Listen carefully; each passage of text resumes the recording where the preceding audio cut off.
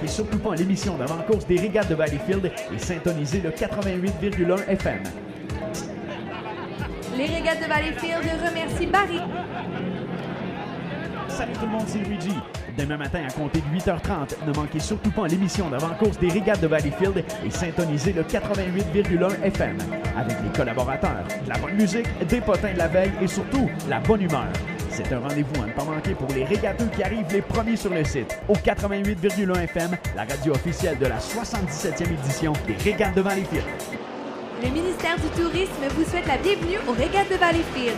Encore cette année, vous êtes invités à profiter de l'occasion pour découvrir la belle région de la Montérégie. Pour passer un séjour inoubliable, rendez-vous sur le site québecoriginal.com. Vous y trouverez de nombreuses suggestions de sorties, d'activités, de restos et plus encore.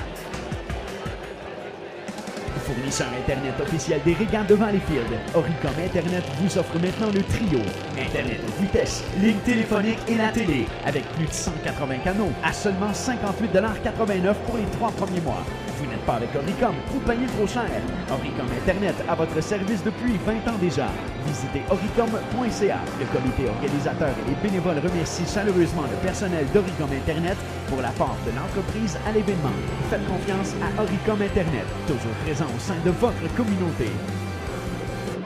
Tigre Géant, le magasin d'escompte pour toute la famille, salue l'implication et le dévouement des bénévoles assignés à l'organisation de l'événement. Les régates remercient l'équipe de Tigre Géant pour cette précieuse collaboration. Le Tigre Géant invite tous les bénévoles au traditionnel souper des bénévoles qui se tiendra ce dimanche 12 juillet sous le chapiteau à côté du chalet du Parc Sauvé.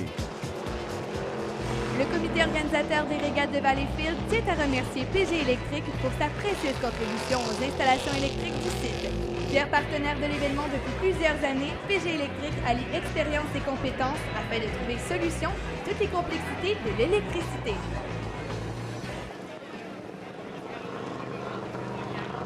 Alors, les vintage de classe JSS, une classe qui a toujours été très, très appréciée ici à Valleyfield. Les Jersey Speed Skiff. Oui, on essaie toujours de les ramener au programme.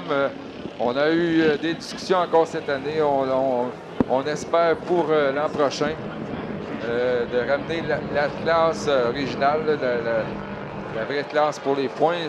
Sur ces bateaux, il s'agit de vintage GSS.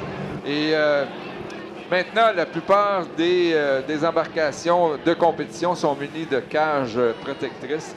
Ce n'était pas le cas auparavant, c'est ce qu'on peut voir sur le parcours actuellement. Oui, Denis, avant de poursuivre, on va y aller. Daniel est avec nous dans les puits. Il est en compagnie de Yves Villeneuve. Merci beaucoup, M.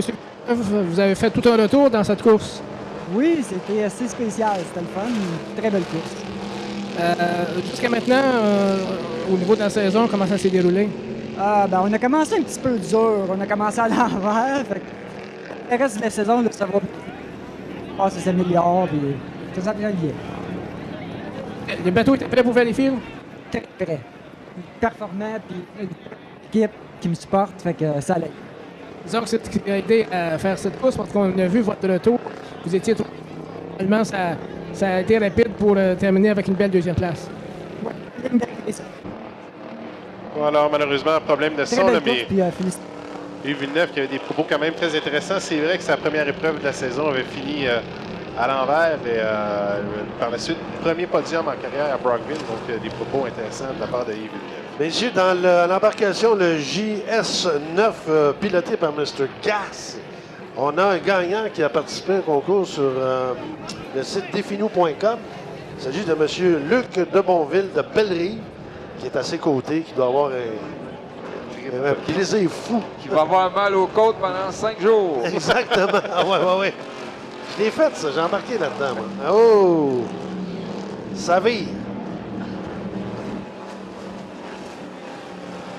Et j'aimerais souligner, là, pendant qu'on termine du côté des GSS Vintage, il y a 3 Australiens et 2 visiteurs de la Nouvelle-Zélande qui sont ici. Il y en avait eu l'an passé. Connor Cunningham, qui lui avait le GP55, que les derniers à avoir eu ce bateau, c'est des Brody ici sur le circuit nord-américain qui est avec nous, ainsi que Paul Davison, lui avait un bateau là-bas en Australie, c'est 4,2 litres stock. Il est avec son épouse Linda.